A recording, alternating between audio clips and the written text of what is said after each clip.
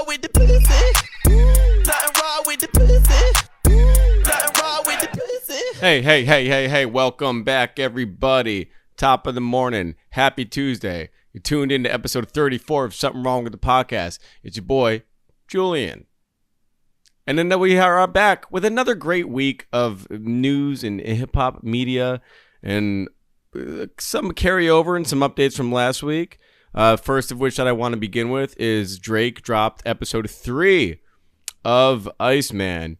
And it feels appropriate to start right with Iceman. Get this out the way. It lasted way too long. It was severely underwhelming. But we can get into the symbolism and nitty-grittiness of it in a second here. I do want to say, I think it's smart for Drake to mess around with live streaming. I think that's a new vertical that artists in his generation are comfortable doing in a guest capacity, but not so much enduring on their own channel, or so we see a lot of artists like Mafiathon 3 is happening right now for Kai Cenat, and Lotto and Ice Spice went there, and yes, they are far younger than Drake, but point is they'll go and do that, and that's good for them. It's a great look. They have fun, shake their ass, all that stuff. But then that's where it lives and dies. Drake has really taken on the responsibility and role of doing these live streams seemingly every few weeks or so to begin the rollout for this album, which is a tall order, especially because of how much work it looks like goes into these in terms of costume, set, coordinating with friends and people. We'll get into all the cameos for this last one in a second, and just the logistics of putting something like that together, and also understanding that when things are live, unpredictability can come into play. And in this case, none of this happens. There's no bad audio or glitching or anything of that matter. What I do think Drake needs to do, and his team and his people that are behind these live streams need to understand, is even though you are Drake, and yes, there are 400,000 or so people tuned in on these live streams, however many people, you're still battling the attention economy. And take it from myself, and I'm sure my experience echoed that of many others.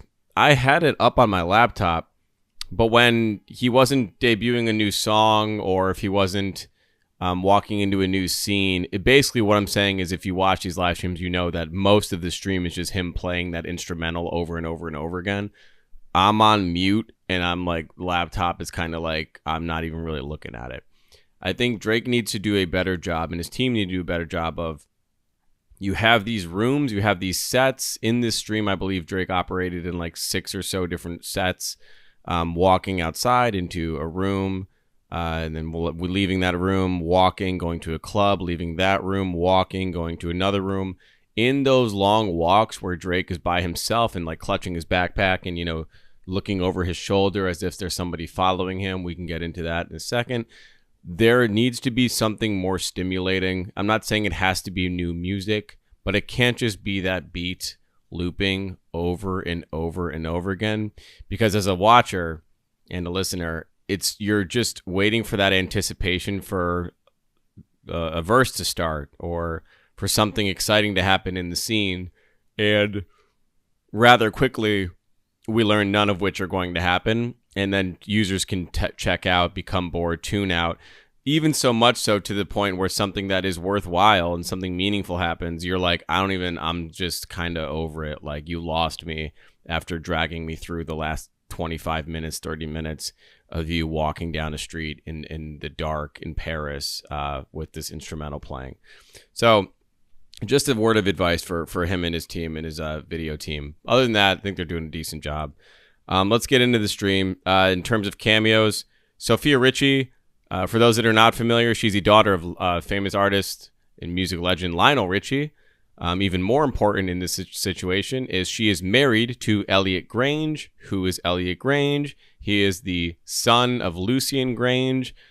In itself, a big deal, but let's take this even further. Elliot founded 10K Projects, which signed many of great artists. And became proof of concept for him and really a bankroll of sorts for him to take on many other endeavors. The biggest, I think, 10K projects for him was really the stepping stone for him to show his father his worth. Elliot is only 31 years old. He's very young to be in the current position that he holds, which is the CEO of Atlantic Records. Based on the success of 10K projects, I think Atlantic was going through quite a shift. They were beginning to do so at my time when I was there. And certainly before Elliot's announcement, there were a lot of people that were, it's a tough business, and I would say unjustly laid off people that were there for 10, 15 years plus and put their life into that record label were laid off. And it's a cutthroat business, but that did clear house and make way for Elliot to bring in his team. So yes, 10K Projects became a subsidiary of Atlantic, and now Elliot is at the helm over there. Now, why does this matter? Why is it important that Sophia Richie is in a room alone with Drake, and she's just seemingly walking around pacing and like on her phone, checking her phone and just waiting for something to happen? When Drake walks into frame, they hug, they speak, and then Drake swiftly gets out of the room. I think the meaning of this could be something along the lines of, look, like whatever Drake's standing is with UMG, Drake is letting him know, this is me having a relationship with your son and your son's wife. So the next guard of UMG, the vanguard that will eventually take the helm at some point, it seems like that's what they're shaping up to do here by letting him run Atlantic, is Drake is saying, I'm in the good graces of the next generation of the Grange empire within music.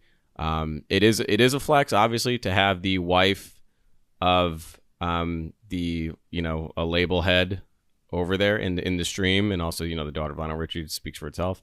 But I think it's a powerful move by Drake just to put her in there as like a subtle cameo and be like, look, like these are the people I have on call. These are the people that'll step out for me, pop out for me, and I'm sure everything with Drake is intentional. It is, a little bit of a slap in the face to Lucy and Grange, I would say, or to the good people at UMG, to be like, all right, like we see you, Drake. Like Warner is a competitor of UMG. Atlantic Records is under Warner Music Group, WMG. So to see him canoodling with the competitor of sorts is quite interesting. UMG does not own Warner Music, so interesting to have him play into that stream there. Something worth noting. Another thing that I wanted to point out, as Drake is walking, so he leaves that room and he goes on his little walk. Kevin Durant is there, not walking with Drake, but Drake pulls up to this door, which is a nightclub. And in the nightclub, we'll get into that scene in a second. We see a tall man in a hoodie, and can't really see his face. At first, you see the little beard poke out, and I immediately was like, oh, that's KD. Sure enough, we reveal that it's Kevin Durant. Cool little cameo. Again, a matter of just, I think, showing allegiance and just being there. Drake's in Paris. KD's probably over there having a blast for the summer. Drake said, hey, I'm doing this live stream. You want to pop in, be a little cameo? Kevin Durant has made it very clear that he's on Drake's team, loves Drake, and that's his boy. So cool to see him in that. We walk into the club. We see a lot of white people dancing. They're in France. A lot of white people dancing. Drake cuts through the crowd with his backpack, still looking over his shoulder.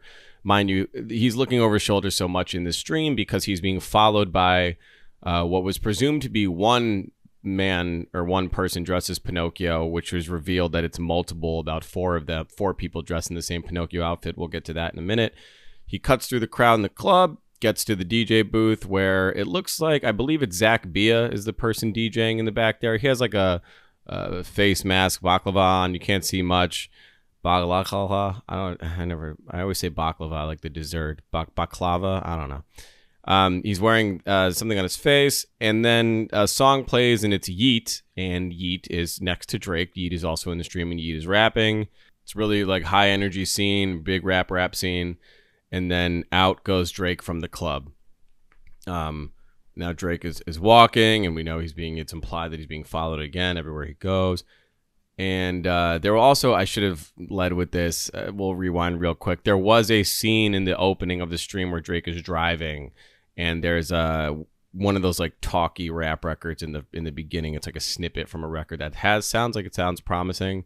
But it's short-lived, and then the stream carries on. So we'll pick up where I left off. So Drake leaves the club, and he's walking down the street, and then he goes into a room where there are these Pinocchio. There's a white guy. Well, there's an empty chair, and he sits down.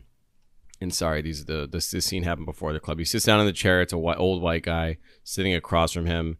And then there's like a gallery, all these people are sitting around him in like a rotundra of sorts. And there's people in multiple levels, kind of looks like a la the Guggenheim here in New York, the museum. And there's people just looking down at Drake. They're all staring. And then Drake just gets up in a hurry and scurries out of there. Nothing happens there. Nothing, whatever. So then we're seeing all these shots and cuts of the Pinocchio characters. One is laying in a bed of ice. One is like dancing, walking. It's just they're all doing different things.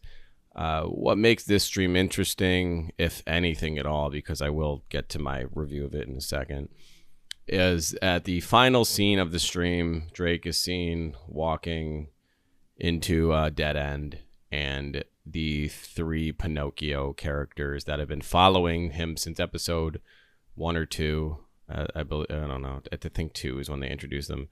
They have Drake cornered, and symbolically, up till this point, the Pinocchios and Drake have never caught up to Drake. There's always this concept of them chasing him and trying to get to him and reach him and like corner him.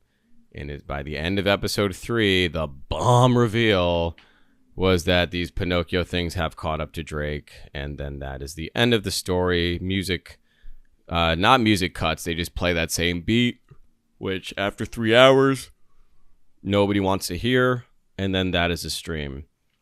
I led with this, and I'll say it again, the pacing of these things is far too slow. They need to do something differently. You can't just loop a beat for 35 minutes in between scenes. There's not enough energy. There's not enough reveal. It's foolish to hold this, potential bomb and reveal and have everybody waiting at bated breath for nothing to happen. Kai Cenat, said it quite harshly, but my opinions fall in line with him. I also messaged my boy Jordan from Complex. Shout out to him. We had similar thoughts as well. Kai Cenat said, and I quote, as soon as the screen went to black, he said, quote, "Biggest waste of my fucking time." And he repeated that a few times. And obviously that made its rounds online.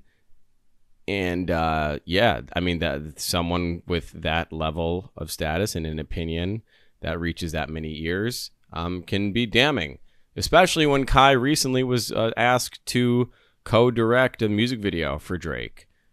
So it's interesting. You'd say, okay, this is someone that Drake is in Drake's good graces, and he just got off this stream and said it was a piece of shit. So interesting to see how Drake, if he offlines with Kai, or how, Kai reacts after this stream. Yeah, it didn't look good. It wasn't good. In short, what ended up being the release of this was the "Somebody Who Loves Me" remix, which sure. I think Cash Cobain had the verse on that for the remix, but again, these aren't records, or these aren't remixes, or the moments that people really care for Drake right now.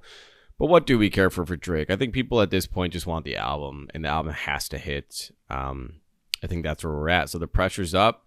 The pressure's the highest it's ever been for him, and like always, I hope Drake delivers, and he has obviously the capacity to and the skill to. But I hope this isn't a case of that he's too much in his head and he's trying to project too much of a version of himself, that the music itself takes a sacrifice and the messaging gets lost because he's chasing something that fans, quite frankly, I don't think care for so much when it comes to the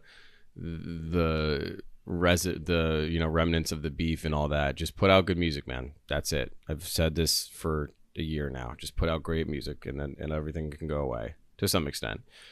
Some things that cannot go away but continue to find themselves in the headline. I mentioned this last episode, and they continue to come out. These Young Thug leaks got a little out of hand, so much so that he finally addressed them and apologized them. He also went on an interview, which was incredible interview.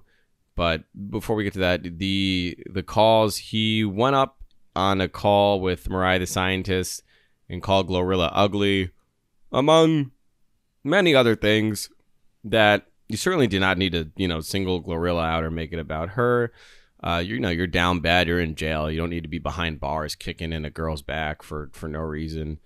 Glorilla had then tweeted and said, "I know this ain't the dude to, tweet talking about me when you asked me what color my eyes are," insinuating that at one point Thug was trying to holler at her, which very well may be true. Point is, a lot of what Thug said is awful. I did tweet that this was his Donald Sterling moment because the man is, he's the comfort of his own cell. He can't even talk shit with his girl there. I'm not excusing anything that he said, but certainly I'm sure he didn't expect all this stuff to come out. He did go up and apologize and tweeted an apology to Mariah the Scientist, and then also seemingly behind the scenes and publicly made peace with Glorilla, which is awesome. Because Glorilla doesn't bother anybody. She seems like a very sweet person. And I'm glad that Thug went out of his way to get back in her good graces, at least to our knowledge. But Thug is in an interesting situation. Has the public turned on him? Who knows? People, I think, at this point are kind of exhausted of all these leaks and all these what you would think would be sealed court filings to finding their way on the timeline. It's certainly without a doubt done damage to his public reception, which is tough because now he has to, I think he's tasked with winning people back, which he hasn't had to do before. It seemed like most people were defending him in this case up to this point. When you are saying a lot of damning things about women and the Atlanta hip hop scene behind people's backs, it's never a good look, especially in the hip hop community where we uphold the no cap, everybody tells the truth situation, which is obviously bullshit. But more often now, when you are talking shit, it's not on camera or on audio. So good luck to Thug digging himself out of that hole. Drop good music, man, and hopefully this is one of those situations where you just watch what you say moving forward, and this is that lesson where you understand that your words can really affect people. And I don't think he wanted to hurt Glorilla's feelings, but it sucks that these words were able to find her, but also big of him to own up to them and speak to her and get on a good terms. What else happened in music this week? I'm not going to lie. Maybe I was talking this with a friend last night. Maybe I just aged out of this stuff and I no longer give a shit. The VMAs happened last night. Who fucking cares? I don't know. Who needs to go to MTV to gather their opinion on how they should feel about music? I don't know. Doechii won, some hip hop won. Kendrick lost the big album of the year one, which most people seemed happy about. Like, they're the only ones that didn't bend the knee to the K-bots and da-da-da-da-da. Congrats, MTV.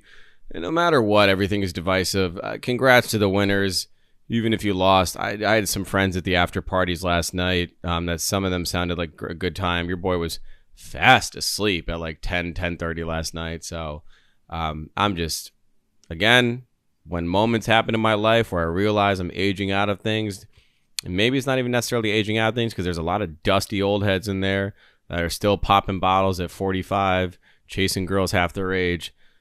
I'm not tipping my cat to them. Yeah, you're a fucking weirdo. But what I will say is, how many bottles of Ace do you need to pop before you find somebody that you want to spend a night in with? But I will say, I mentally am just far beyond that phase of my life, which I'm happy to say. It doesn't mean I'm lame and I don't like to go out. Your boy loves to go out. I still have a good time, but I don't yearn for situations like that. I'm not going to send a text and be like, "Hey, can you list me, bro?" or anything like that, which is, I'm happy about that these days. What else happened in music? My boy J Beeb, shout out to my boy again, Jordan Rose. We called it when we shot our episode a few weeks ago when Swag came out. We said Bieber's in like this free-flowing state. His guard's down. He just dropped an amazing piece of music. Why wouldn't he just drop again? What's stopping him? Guess what? No one's stopping him. He dropped again. Swag 2. It's another 23 records to match the 23 of the disc 1. We've gotten 46 new songs from Bieber. in less than a month or a month and a half. I don't know how the timing of how far apart they were. Point is, Bieber's dropping freely, and he's dropping great music. I will say, obviously, I think he arranged Swag 1 with more of the standout records. I think if I were to, I was just texting a friend about this today, if I were to, now that I've heard both, I would take 1 or 2 records from Swag 2, Speed Demon being one of them, the opening song, and then maybe one other one, and swap them out for like the 2 songs on Swag, and then cut the Drewski skits, and then that would be like a perfect album. So yeah, shout out Bieber, bro. Like I'm super happy that he's just in this flow state and he's dropping quality music. Swag 2, I've only lived with in totality. Like I've listened to it once straight through. It's gonna be one I'm just gonna throw on shuffle. That's like walking around the city bike ride music for me. But I'm excited for him, and I'm excited to hear more from him, even though he just dropped again. Whatever. Sabrina Carpenter dropped her album, and I know what you're thinking. Yes, I'm Sabrina's target demo. Now, obviously, someone like me at my age and my look is not someone that Sabrina's making music for, but I am curious into being up to date and understanding what are the current pop stars sound like, what is their whole ethos. And Sabrina Carpenter very much interests me because she has been like chastised as this like overtly sexual. Why is she so sexual? Why can't she be? She's a former Disney girl. She should be like, you know, buttoned up. And why does she always talk about her asshole and her pussy and all that stuff? So I was like, let me look into this. And I listened to it. It's clearly not for me. I got that off the first listen. I think I maybe tapped out with like 3 or 4 songs left on the album. So I listened to most of it. I'd say about 80% of the album. I will say, if I was a 13-year-old girl, this album would go so hard. Like if I just discovered what it means to have sexual feelings towards somebody, or like say, I texted a friend, I said, this album goes crazy if you have one sexual encounter in your life. So like there's some songs where there's one called like My House or some shit where she's basically saying like, you can come in all my doors, just not the back door. And it's not a metaphor, wink, wink. And it's like clearly she's talking about getting her ass fucked. And then like she says this other thing where she's like, I shouldn't be talking to this guy. We're not on the same wavelength anymore. But every time I meet up with him, I can't stop giving him head. And it's like, you think I'm like talking hyperbolic. That's literally what she says. She's not even really singing these things. She's more or less just saying them. And they are like explicit and vulgar. But it's also like, if you're an adult and if you live an adult life, these things aren't things that are like, oh my God, I can't believe she went there. It's just adult shit. And which Sabrina is, you know, an adult, a young adult. Yeah, point is, if I was in middle school, this would sound fucking crazy. But I'm not, and I have lived many of these experiences that she's talking about. And I'm like, okay, cool. Like, she found a way to put this over a 3-chord progression, in like a melodic, you know, guitar riff. So congrats to her, though. I mean, she's going on tour. And there is the girl that's opening for Olivia Dean, who I really fuck with. So I'm more excited for her album, to be honest. That comes out in about, I believe, 2 weeks. Olivia Dean's fire. She's British in it, and she's got an incredible voice. She's got hella swag. And yeah, a little light-skinned girl from the UK. But she, her music's dope. So check her out if you want a recommendation from that type of the music world. I would go that route for sure. In U.S. Open tennis news is finally over. Your boy has consumed damn near every match this tournament. I watched a lot of tennis. I'm sad to say I didn't go. Maybe next year. That's always the case. I feel like I'm a big maybe next year guy, and then the next year comes and goes, and then it's always maybe next year. So, you know, got to break that cycle at some point. What was exciting, though, was the finals didn't really disappoint. They were a little bit predictable. I'd say the women's Sabalenka defeated Minasova in straight sets, but it wasn't boring. It was very entertaining, and it was great. And their love and respect for each other was really good to see on display. I mean, Sabalenka is just a fucking demon. Once she realized the mistake that a game that Minnesota had. Jesus Christ, I can't pronounce her name. Amanda had an opportunity and she folded, and Sabalenka just did not look back and just beat her in straight sets. So congrats to her. And then Alcaraz on the men's side defeated Sinner in 4 sets, which was, exciting. Alcaraz lost 1 set this entire tournament. That set coming to Sinner in the final here. We've officially entered the Sincaraz era. That's what they're calling it. It seems like in every final we're seeing these two guys. In the head-to-head matchup, Alcaraz has Sinner beat 5-2 in finals. In major finals. So he's won 5 majors against Sinner, which is very impressive. The other one he won, I don't remember who he beat, who he defeated in that one. But Alcaraz, this kid is 22 years old. He has 6 majors already. We're at the early stages of the next wave of greatness. These guys are probably going to be playing, for another 15 or so years, head-to-head, high level, exciting tennis. And at some point, a third contender is going to step into this and stir it up. Someone will eventually get to their level of play and really make this interesting, because right now it seems like it's a 2-man game. Between the two of them, flip a coin, one of them is going to win the tournament. This really does show you, though, Djokovic played Alcaraz a lot better than Sinner did, which just shows you how incredible of a player Djokovic is. Even at the dusty age of 38, he put up a hell of a fight and is still a legend. He's the most major wins of all time at 24, so he is like the legend, the guy. And remember, before that, it was Federer and Nadal that were going at it for a bit before Djokovic entered the scene. So we'll see. It's been an exciting year that ended on a great tournament. I'm really excited to see. Right now, the Australian Open is the only major open that Alcaraz has not won. So really excited to see if he can kick off the next year's majors with a win in Aussie. Football last night was super exciting. Bills, Ravens. Again, your boy went to bed early. So when I went to bed, the Ravens were up pretty convincingly. And then I woke up to go to the gym this morning and saw on Twitter a graphic that said Bills win with a photo of Josh Allen. I was like, well, this has to be a parody account.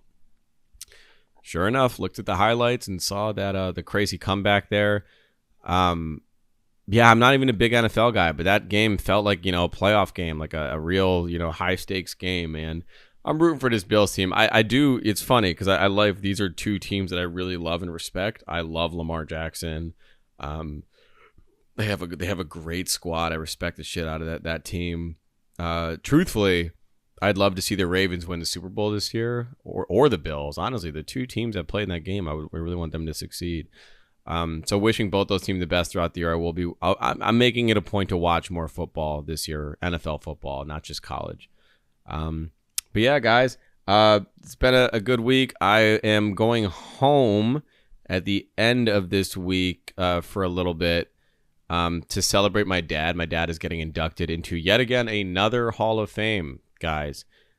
These things never end. They keep knocking on his door, and he keeps getting a suit to throw on. And it's a nice reason to go home, see my family, enjoy a nice little dinner, and just celebrate. It's pretty cool to be in a space where my dad's here to relish in these moments, and also I'm there with him to get told these stories that I've heard 1,000 times, but this time not by him, by other people.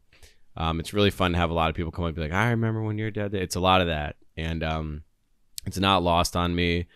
And I did want to end, I don't want to get too sappy here, but the guy that really kick-started my career and opened a door for me at Hot 97 passed away over the weekend on Sunday.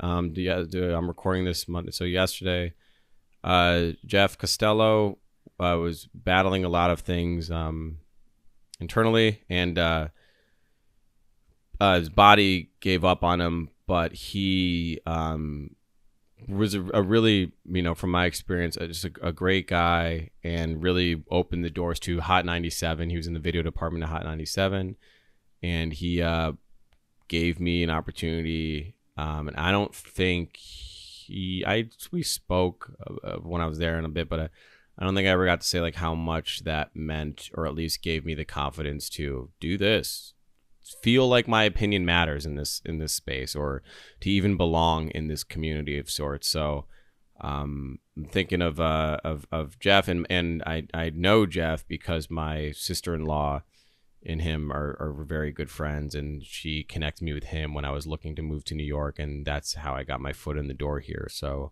I know that my brother and my sister-in-law are grieving as well. So yeah, just thinking about him and his friends and family over the weekend. And yeah, I hate ending on a sad note. Damn it, I hate doing that. But here we are, guys. But anyway,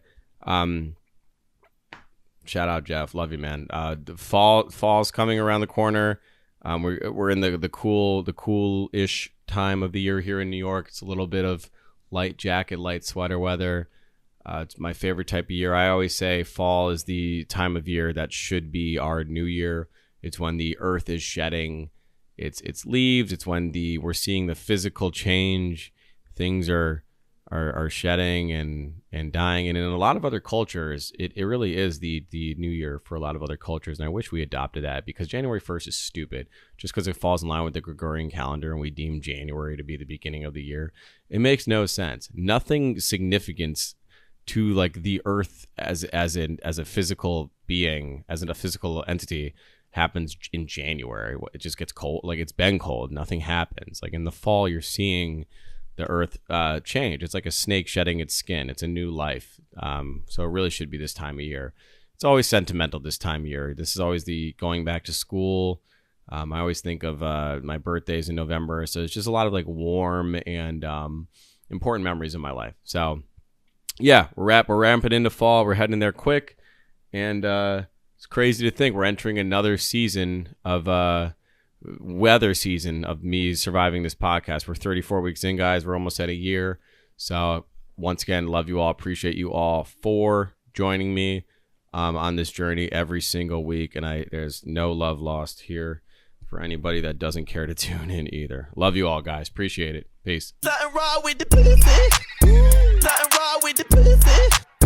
Nothing wrong with the pussy.